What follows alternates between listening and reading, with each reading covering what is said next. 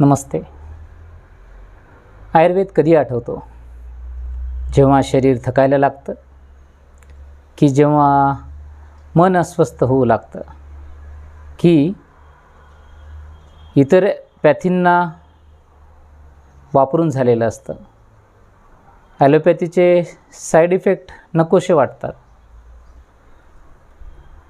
केव्हा आयुर्वेद कधी आठवतो याचं चिंतन करायला पाहिजे प्रत्येकाने.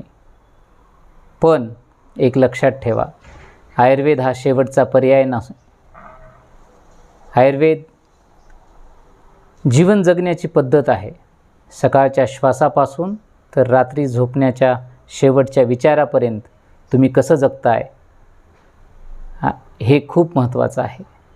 जो वर्तमानात जागा आहे त्याच्यासाठी आयुर्वेद नेहमीच आहे.